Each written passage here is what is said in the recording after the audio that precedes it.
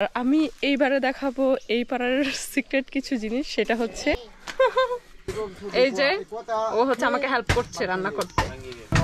এই মুহূর্তে আছি আলীকদম বাজারে, প্রায় দীর্ঘ 2 বছর পর মনে হয় কোনো একটা ট্রেলে হাঁটার জন্য আবার এখানে আসা।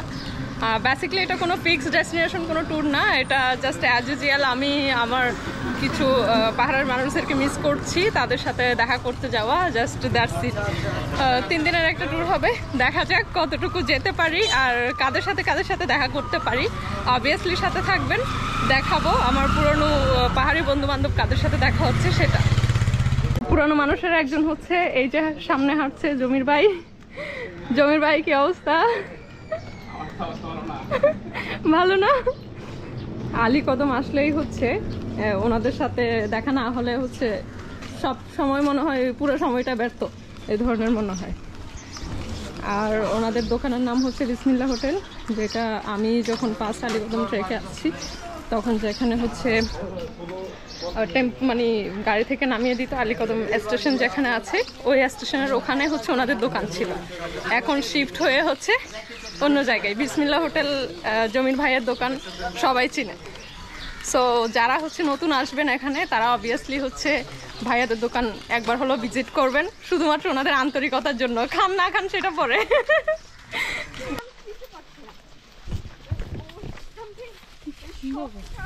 প্রচন্ড গরম, আমরা খাল ধরে এখনো হাঁটছি।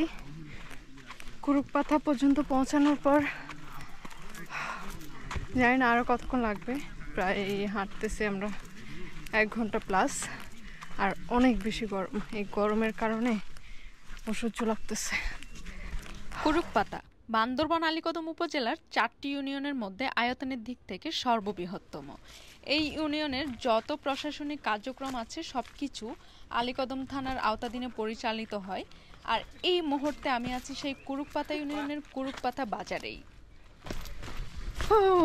ফাইনালি আবার ব্লগে চলে আসছি। ফাইনালি আবার ব্লগ দেখতে দেখতে এখন ব্লগে চলে আসছে। সুন্দর একটা ট্যুর কাটো। হ্যাঁ ইনশাল্লাহ। ফাইনালি আমরা কুরুকপাতা বাজার দেখতে পেলাম। 10 মিনিটের রাস্তা, 3 থেকে 3.5 ঘন্টা হাঁটছি লিটারালি, এত গরম। হ্যাঁ, এই 10 মিনিটে একটা রাস্তা বাইপাস করতে গিয়ে 3 থেকে যে 3.5 ঘন্টা গেছে, এই টাইমটাতে শরীরে কিছু নাই আর, এত গরম, জাস্ট অসহ্য লাগতেছে। থ্যাংক ইউ ভাইয়া, থ্যাংক ইউ। ভাইয়ার রুয়াবজাটা না হলে তো আজকে শরীর যে কি হতো সেটাই বুঝতেছি না। রমজানের রুয়াবজা কন্টিনিউ ছিল তো, আমি ফ্রিজে দেখছি অনেক রুয়াবজা আছে, আর অর্ধেক আমি এখান থেকে নিয়ে আসছি। এটা আসলে খুবই এনার্জি দেয়। ফাইনালি আমরা ফমরি এসে পৌঁছাইছি, আর এখান থেকে বেসিক্যালি আমাদের মূল ট্রেলটা শুরু হবে ট্রেকিংয়ের। বান্দরবনের সীমান্তবর্তী কুরুকপাতা ইউনিয়নের দুর্গম এলাকা হচ্ছে পোয়ামোহরি, যেখানে এই মুহূর্তে আমি আছি। আলীকদম থেকে এখানের দূরত্ব প্রায় 37 কিলোমিটার। এখান থেকে একটা সময় আলীকদম যেতে হলে পায়ে হেঁটে প্রায় 2 দিনের মতো সময় লাগতো। তবে বর্তমানে যে চোখ ধাঁধানো সুন্দর রাস্তা তৈরি করেছে, সেটার কারণে এখানকার এলাকাবাসীর কি বলবো, কষ্টের অনেক লাঘব হয়েছে। বর্তমানে 2 দিনের পরিবর্তে কয়েক ঘন্টায় হচ্ছে মানুষ পোয়ামোহরি থেকে আলীকদম যাতায়াত করতে পারে। সেই সাথে এই রোডে বর্তমানে বেশ কয়েকটা বাংলাদেশ সেনাবাহিনীর, সেই সাথে বিজিবির ক্যাম্প রয়েছে, তাই নিরাপত্তার বিষয়টাও অনেক বেশি নিশ্চিত হয়েছে, যেটা আগের তুলনায় বলতে গেলে। তবে যে এই যে আমি যাত্রাপথের সুবিধার কথা বললাম, এটা কিন্তু মোটেও ট্যুরিস্টদের জন্য না, এটা শুধুমাত্র এলাকাবাসীদের জন্যই। কারণ এখানে সবসময়ের জন্য ট্যুরিস্ট রেস্ট্রিক্টেড ছিল, যেটা এখনো আছে। তবে কিছু সংখ্যক ট্রেকার আছে না, যারা এইসব এলাকায় আসতে না পারলে তাদের মাথা ঠিক থাকে না, তারা ওই আমাদের মতো 10 মিনিটের রাস্তা বাইপাস করতে গিয়ে 3 ঘন্টা হাঁটতে হলো। সো চলুন ট্রেলের গল্প শুনি এবার। আমাদের হাঁসের মাংস কেটে দিচ্ছে দাদারা, আর এখানে ডাল রান্না হয়ে গেছে। এখানে হাঁসের মাংস রান্না করার জন্য মশলা দেন হচ্ছে অন্যান্য পেঁয়াজ আদার্স যা আছে এগুলো সব রেডি করা হয়েছে। আর এখানে হচ্ছে আমরা কি করছি, আলু সেদ্ধ করছি। আর আলু সেদ্ধ তো আমাকে হেল্প করছে আগুন জ্বালাতে। ও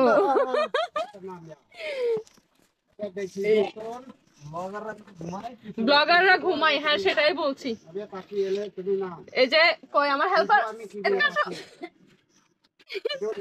এই যে ও হচ্ছে আমাকে হেল্প করছে রান্না করতে।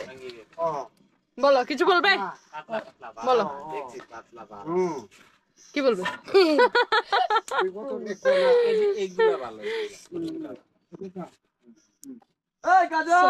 এই আমাদের রান্নার আয়োজন চলছে।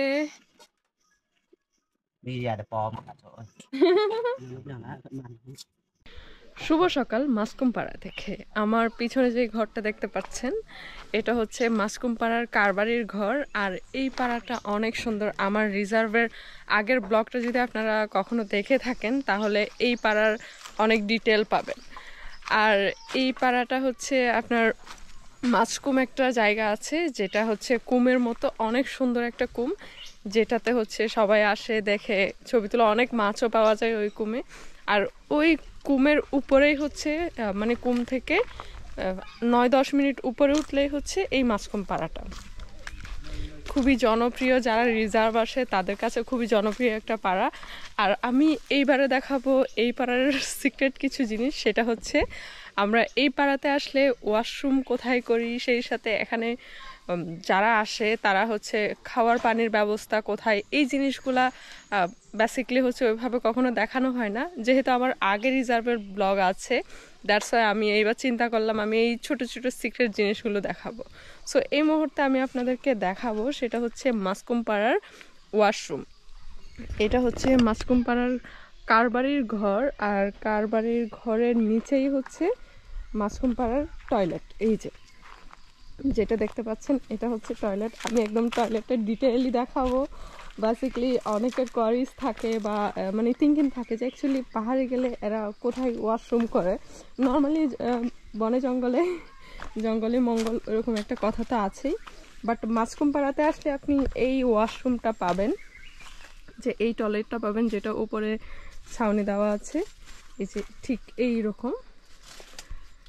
পানির ব্যবস্থা এখানে নাই, বাট বদনা আছে। আপনি যেই ঘর থেকে ওয়াশরুমে আসবেন ওই ঘর থেকেই নিয়ে আসতে পারবেন।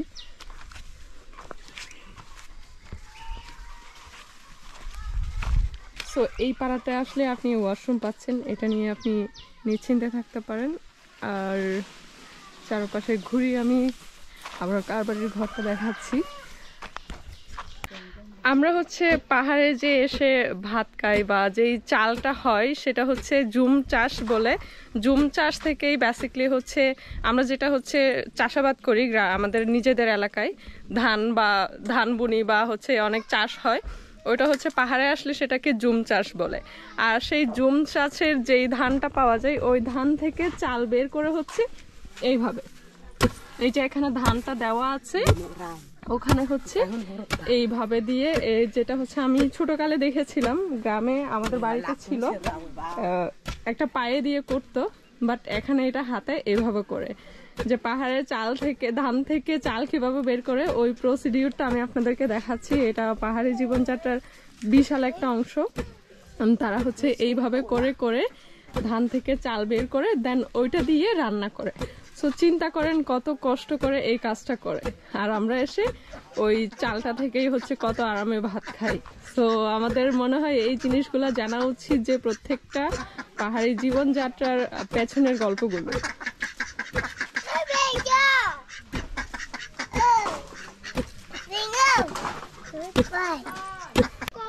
এই যে গাছগুলো দেখতে পাচ্ছেন এগুলো হচ্ছে সব আগে থেকেই কেটে এনে এখানে এভাবে রাখা হয়েছে।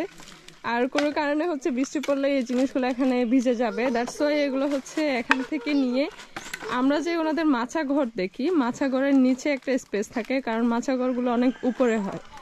তো উপরে হওয়াতে এখানে নিচে যে স্পেস থাকে ওখানে হচ্ছে ওনাদের কাঠ, দেন হচ্ছে মানে পুরনো জিনিসপত্র যে কোনো কিছু ওনাদের অনেক সময় হচ্ছে আমি দেখেছি বৃষ্টিতে হচ্ছে ওনারা ওখানে কাপড়ও শুকায়। সো আমি ওই ঘরের নিচের স্পেসে কি কি করে ওইটা জাস্ট একটু ছোট করে দেখাবো। একটা ঘরের নিচেরটা ফাঁকা আছে আর ওখানেই হচ্ছে কাঠগুলো রাখছিলেন উনি।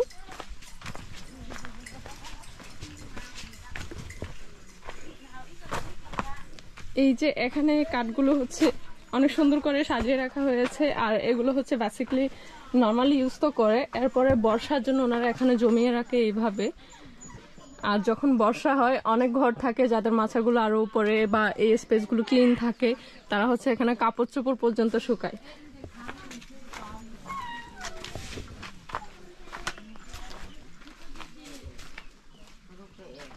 আমি এটা আরেকটা ঘরে দেখালাম, এই যে এই লাকড়িগুলো সব হচ্ছে বর্ষার জন্য জমানো, কারণ বর্ষায় এখানে যখন বৃষ্টি হয় তারা শুকনো লাকড়ি পায় না, সো এইভাবে হচ্ছে পুরো বছরের জন্য এখানে জমিয়ে রাখে।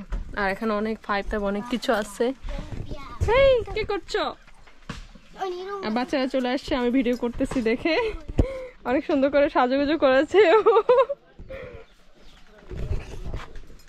আসো। আমরা যদি আসার সময় মাসকুম পাড়াতে উঠি, এই রাস্তা দিয়ে হচ্ছে আমরা বেসিক্যালি পাড়াতে উঠি।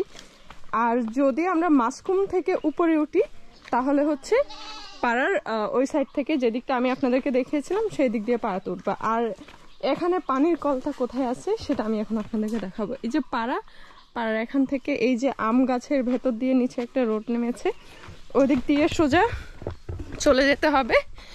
যেতে যেতে আপনাকে 1 মিনিট মতো একদম নিচে ডাউনে নামতে হবে। এটা অবশ্য বেশি টাইম লাগার কথা নয়।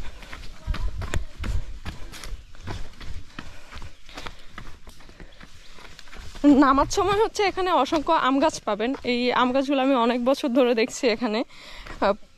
আমের যখন সিজন থাকে, বেসিক্যালি এখন আরও কিছুদিন পরে যখন হচ্ছে আম পাকবে, তখন দেখবেন যে এখানে আমের গন্ধে মানে লিটারালি এত ভালো লাগে। যারা আম পছন্দ করে তাদের জন্য বেস্ট স্পেস এটা। আর ওই যে দূরে দেখতে পাচ্ছেন ওখানে হচ্ছে পানির ব্যবস্থাটা আছে। এই পানিটা আসে উপরে, একটা ঝিরি আছে অনেক উপরে, ওই উপরের ঝিরিতে হচ্ছে পাইপ লাগানো হয়, দেন ওই পাইপ থেকে হচ্ছে অটোমেটিকলি এখানে চলে আসে। হ্যাঁ, এটা হচ্ছে পাইপটা আমি দেখাচ্ছি। এই যে পাইপটা দেখছেন, এটা কিন্তু অনেক দূর থেকে আসছে। এটা একদম যেদিক থেকে আপনি হেঁটে আসবেন, পাড়ায় ঢুকার পাড়ার গেটের আগে হচ্ছে একটা পাইপ দেখবেন। ওই পাইপটা এর উপরে অনেক উপরের একটা ঝিরি থেকে আসে। ওই ঝিরি থেকে পানিটা ডাইরেক্টলি এখানে আসে, কোনো মেশিন বা অন্য কিছু ইউজ হয় না। জাস্ট উপরের হচ্ছে বেসিক্যালি পাহাড়ে যেটা হয়, আপনি যে কোনো জায়গায় হচ্ছে পানির ট্যাঙ্কি দেখলে দেখবেন যে অনেক উপর থেকে একটা পাইপ আসতেছে। ওই পাইপ থেকেই বেসিক্যালি এখানে অটোমেটিকলি পানিটা চলে আসে। সো আমি জাস্ট আপনাদেরকে এবারে এই পাড়ার কিছু মানে একদম ইন্টারনাল বিষয় দেখানোর ট্রাই করেছি, যেহেতু আমার রিজার্ভ নিয়ে আগে অনেক ভিডিও আছে। সো এখানে পানির ব্যবস্থা, দেন ওয়াশরুমের ব্যবস্থা, এর বাইরে ওরা কিভাবে হচ্ছে মানে চলাফেরা, জাস্ট ছোটোখাটো কিছু, যেমন হচ্ছে ধান বানার যে একটা বিষয়টা, দেন ওরা যে লাকড়ি কালেকশন করে, দ্যাটস ইট। সো এর পরে কোন পাড়াতেও যাই দেখি, যদি ওখানে কিছু দেখানো পসিবল হয় অবভিয়াসলি শেয়ার করব।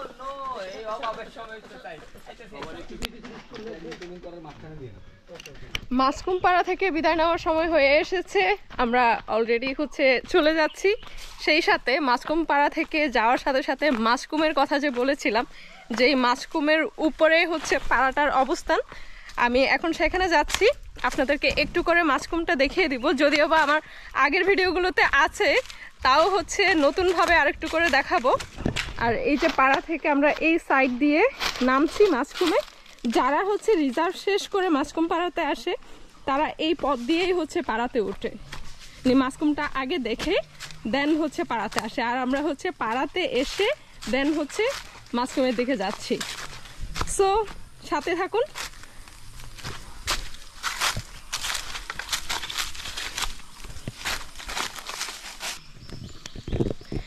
এটাই হচ্ছে সেই মাসকুম, যেটা হচ্ছে এই যে পিছন দিক দিয়ে অনেক দূর যাওয়া যায় ভেলা নিয়ে, বাট এই মুহূর্তে এখানে ভেলা না থাকাতে আমরা ওইদিকে যাচ্ছি না। আর এই যে সামনের যে সাইডটা আছে, এই সাইড দিয়ে হচ্ছে আমরা পাথর ভাঙ্গা পাড়াতে যাব। আর এই মাসকুমের যদি ফুল ভিডিও দেখতে চান তাহলে আমার আগের ব্লগগুলো ভিজিট করতে হবে একবার, কারণ ওখানে একদম ভেলা নিয়ে ভিতরে যাওয়ার যেই ভিডিও ওগুলো সহ আছে। এটা হচ্ছে বাঁশের একটা স্তূপ বলা যায়। এখানে এই প্রসেসিংয়ের মাধ্যমে হচ্ছে বাঁশগুলোকে শুকানো হচ্ছে। এইটাই হচ্ছে সেই জায়গা যেটা মাতামোহরীর উৎসস্থল বলে সবাই। এইটা হচ্ছে এই পাশ থেকে আসছে ফাটরা, আর এই পাশে যদি আমি দেখি এই পাশ থেকে আসছে দুশ্রী, আর ফাটরা আর দুশ্রী এই দুইটা এসে এই জায়গা থেকে উৎপত্তি হয়েছে এই যে মাতামোহরী। সো এই উৎসস্থলটা আপনারা আগেও দেখেছেন, তাও আমি রিপিট করলাম এই জায়গাটাকে নতুনভাবে। একজন হচ্ছে ফাটরাতে সাঁতার কাটছে, আরেকজন হচ্ছে দুশ্রীতে সাঁতার কাটছে। আর মাতামোহরী কি দোষ করলো তাইলে? হ্যাঁ, দুইজনের কাছে প্রশ্ন। এই যে দুশ্রী আর ফাটরা এখন চলে যাচ্ছে কোথায়? মাতামোহরীতে। কারণ মাতামোহরীতে ওরা ভালো একটা পানির সোর্স পাইছে যেখানে ওরা প্রচুর সাঁতার কাটতে পারবে।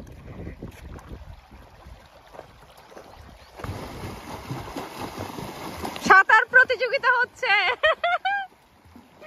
সাঁতার প্রতিযোগিতা। কিন্তু ভাগ্য খারাপ, প্রচন্ড গরম। আর এখন এই খারাপ পথ দিয়ে হচ্ছে আমাদের উঠতে হচ্ছে, প্রায় 1 ঘন্টা মতো হয়তো উঠতে হবে। সো সবার অবস্থা যা হওয়ার তাই হচ্ছে। এখন আমরা যাচ্ছি বেসিক্যালি আন্দালিপাড়াতে। আর আন্দালিপাড়ায় যাওয়ার সময় মাছকুম বলছি, সরি, পাথরভাঙ্গা পাড়ার আগে একটা রোড আছে, ওই রোড দিয়েই উঠছি। একদম খাড়া পাহাড় বেয়ে উঠতে হচ্ছে। ওই যে দেখেন খাল কত নিচে, ওখান থেকে আমরা এখানে উঠে আসছি। আর আরো উপরে অনেক যেতে হবে। সামনে দেখতে পাচ্ছেন কয়েকজন বসে আছে। আসলে এত গরম, রোদ, 1 কদম হাঁটলে 10 কদম পিছাইতে ইচ্ছে করতেছে, এত গরম। এই যে গামছা যেটা দেখছেন, এটা মনে হয় 2 মিনিট আগে একদম চুপচুপ পানিতে ভিজাইছি, এখন প্রায় শুকায় গেছে, একদম ড্রাই হয়ে গেছে এরকম। প্রকৃতির পক্ষ থেকে পাওয়া সবচাইতে বড় উপহার মনে হয় এই ঝিরির পানি। কারণ যখন হচ্ছে বোতলের পানি শেষ, শরীর আর পারছে না, গরম, সব কিছু মিলিয়ে যখন হচ্ছে আপনি একদম কি বলবেন, কষ্টের শেষ সীমানায় চলে আসবেন, তখন প্রকৃতি আপনাকে 2 হাত মেলে এমন কিছু উপহার দিয়ে দিবে। আর এই ঝিরির পানিগুলো এত ঠান্ডা থাকে, জাস্ট খাওয়ার পরে ফুল বডিটা একদম রিল্যাক্স হয়ে যায়, মনে হয় যে আমি সারাদিন হাঁটতেও আমার আর কিচ্ছু হবে না। যাই হোক, আন্দালিপাড়া পর্যন্ত যাওয়ার ট্রেলটা কিছু কিছু জায়গায় খুবই হার্ড। এই যে এখানে এই ঝিরিটা একদম আসার মতো কোনো অপশন ছিল না, তাই উপরে একদম পাহাড়ের কাছ ঘেসে ঘেসে ঘেসে ঘেসে একটা ট্রেল ছিল, ওই দিক দিয়ে আসতে হয়েছে। আর এই জায়গায় তো ওই ধরনের কোনো অপশনই পাচ্ছিলাম না। পরে হচ্ছে এত কষ্ট করে এটা সবাই সাঁতরে সাঁতরে অনেক কষ্ট করে পার হতে হয়েছে। এরপরেও আমাদের রাত হয়ে যায় আন্দালিপাড়ায় পৌঁছাতে পৌঁছাতে, তাই হেডলাইট জ্বালিয়েই যাচ্ছি। শুভ সকাল আন্দালিপাড়া থেকে। গতকাল রাতে আন্দালিপাড়াতে এসে পৌঁছেছি আমরা প্রায় 8:30 ওই ধরনের সময়ে। সো রাতে কোনো ক্লিক ওইভাবে নেওয়া হয় নাই। এখন প্রায় 5টা 5:30 ওই ধরনের কাছাকাছি। একটু পরে আমি এই পাড়া থেকে বেরিয়ে যাব, মানে আমার ট্রিপের শেষ দিন, আজ শেষ মুহূর্ত বলতে পারেন এটা। সো আন্দালিপাড়াতে আমি জাস্ট আপনাদেরকে বলেছিলাম এই ব্লগটা টুকটাক সিক্রেট কিছু জিনিস নিয়ে হবে, যেটা এই পাড়াতে পানির ব্যবস্থা, ওয়াশরুম, দেন আদার্স কী কী আছে, এই ধরনের টুকিটাকি জিনিসগুলো নিয়ে। কারণ আমার রিজার্ভের আগের ব্লগ আছে, ওই ব্লগগুলোতে ডিটেল সব কিছু আপনারা পেয়েছেন, চাইলে আবার রিপিট করতে পারেন। সো এই মুহূর্তে আমি আন্দালিপাড়ার ওয়েলকাম গেটে আছি। এই যে এটা হচ্ছে পাড়ার গেট, আমার পিছনে দেখতে পাচ্ছেন। আর সামনে যেই জিনিসটা দেখতে পাচ্ছেন এটা হচ্ছে এই পাড়ার ওয়াশরুম। এই ট্রেল দিয়ে হচ্ছে বেসিক্যালি আন্দালিপাড়াতে আসা হয়। আর আসার মুখেই আপনি হচ্ছে আন্দালিপাড়ার এই ওয়াশরুমটা দেখতে পাবেন। এটা একদমই নতুন করেছে, এখানে একদম কমর থেকে শুরু করে এভরিথিং দেওয়া আছে। এই যে এটা, আর উপরে দেখতে পাচ্ছেন এটা হচ্ছে পানির ব্যবস্থা। এটা আসার সময় এই ওয়েলকাম গেটটা পাবেন। দেন ঢোকার পর একদম পাশেই হচ্ছে এই পানির ব্যবস্থাটা পাবেন, যেটা এর আগের পাড়াতেও আমি আপনাদেরকে দেখিয়েছি। সেমভাবে এখানেও হচ্ছে পানির ব্যবস্থা আছে।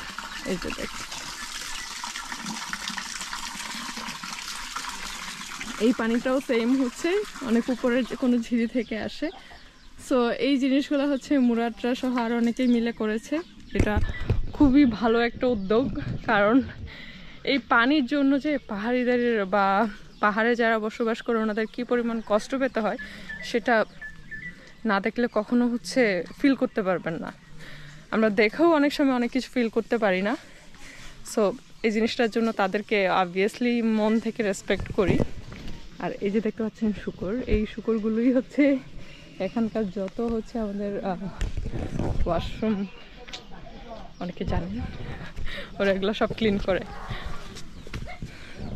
আর পাড়াটা আগেও দেখিয়েছি, এখন যা শর্ট করে একটু দেখিয়ে দিই, দেখানোর মতো কিছু নেই। খুবই সুন্দর একটা গোছানো একটা পাড়া, সেই সাথে এখানকার এই পাড়ার লোকগুলো অনেক স্মার্ট।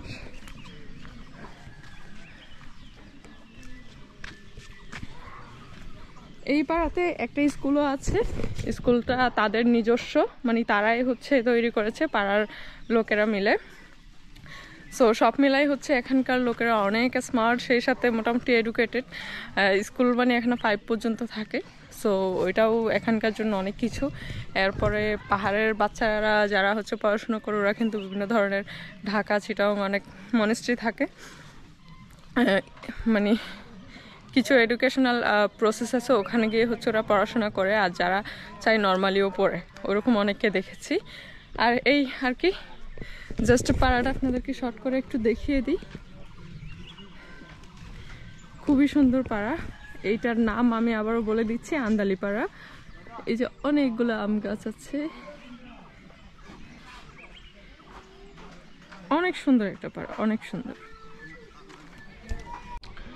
গতকাল ওই পাড়াতেও দেখিয়েছিলাম ওনারা হচ্ছে বর্ষার জন্য কিভাবে প্রস্তুতি নেয়। স্পেশালি যেহেতু বর্ষাতে অনেক বৃষ্টি থাকে, তখন তো লাকড়ি আনা বা লাকড়ি কাটা পসিবল না। যে তখনকার প্রস্তুতির একাংশ হচ্ছে এটা, লাকড়ি কেটে এইভাবে ঘরের নিচে সুন্দর করে সাজিয়ে রাখে, যেটা হচ্ছে বর্ষাতে ইউজ করে। নর্মালি এভাবে রাখে, সেটা নর্মালি ইউজ করে, বাট এই স্টক যেগুলো করে এগুলো হচ্ছে স্পেশালি হচ্ছে বর্ষার জন্য। সেম তো আপনি দেখবেন প্রত্যেকটা ঘরের নিচে, একদম প্রত্যেকটা ঘরের নিচে এই যে প্রত্যেকটা ঘরের নিচে এইভাবে করে ওরা সাজিয়ে রাখে। সো আজকেই হচ্ছে এখানেই আমার এই ব্লগটাকে শেষ করতে হচ্ছে, কারণ আমি একটু পরেই হচ্ছে বেরিয়ে যাব, চলে আসবো শহরে। সো এই পাহাড়ি জীবনযাত্রার যে কিছু কিছু অংশ আমি আপনাদেরকে দেখানোর চেষ্টা করেছি, এটা আপনাদের কাছে কেমন লেগেছে অবশ্যই আমাকে কমেন্টসে জানাবেন। আর এই ধরনের ব্লগ আর দেখতে চান কি না সেটাও অবভিয়াসলি জানাবেন, তাহলে আমি নেক্সট টাইম থেকে এই ধরনের ব্লগ করার ট্রাই করব। অবশ্যই ভাই, ভালো থাকবেন। এই একটুখানি চা খাওয়ার জন্য কত পরিমাণে স্ট্রাগল করছে ও। আর এদিকে ভাইয়া, এই আমগুলো না না, এদিকে ভাইয়া আম ছিলছে, আর পাপু চলে এসেছে। এখন আমরা হোল টিম এখানে আছি, 4 জন, আমি, ভাইয়া, দেন হচ্ছে স্ট্রাগল করছে চা নিয়ে, আর ওই যে আর পাপু চলে আসছে। সাথে আমাদের দাদা আছে। দাদা চা খাবে? চা রান্না করছি, চা চা দাদা চা।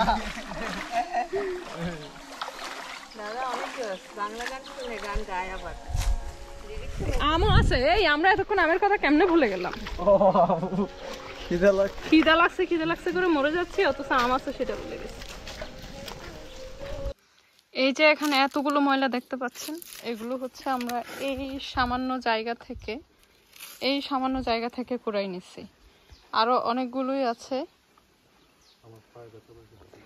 এই যে এতগুলো ময়লা, এগুলো আমরা কেউ না কেউ ফেলছি, মানে একজনের ময়লা কিন্তু এতগুলো হয় না। পাহাড়িরা হচ্ছে বেসিক্যালি এই ধরনের জিনিসগুলো খুবই কম খায়, সো এগুলা ওনাদের হয়তো 1-2টা আছে, বাট ম্যাক্সিমামে এখানে ট্যুরিস্টদের ময়লা এটা।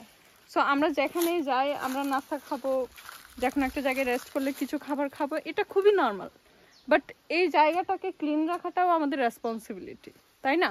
আমরা খেয়ে প্যাকেটটা ফেলে চলে যাই। কেন প্যাকেটটাকে একটা ব্যাগের সাইডে রাখা যায় না? এই জিনিসটা কিন্তু খুবই ক্ষতিকর। এটা বছরের পর বছর থেকে যাবে কিন্তু তাও নষ্ট হবে না। এখনো অনেক পুরনো প্যাকেটও আছে। সো জাস্ট এই ভিডিওটা হচ্ছে একটু সচেতনতা, আর কিছু না। আমরা চাইলেই কিন্তু এখানে ট্রেকে এসে এই জিনিসগুলা থেকে পাহাড়টাকে মুক্ত রাখতে পারি। ঈদ ভ্যাকেশনের এটাই হচ্ছে লাস্ট ডে। এই ভিডিও যারা দেখবেন এতটুকু দেখার জন্য ধন্যবাদ। বাকিটা পরে অন্য কোনো সময় আসলে আবার দেখাবো। আল্লাহ হাফেজ।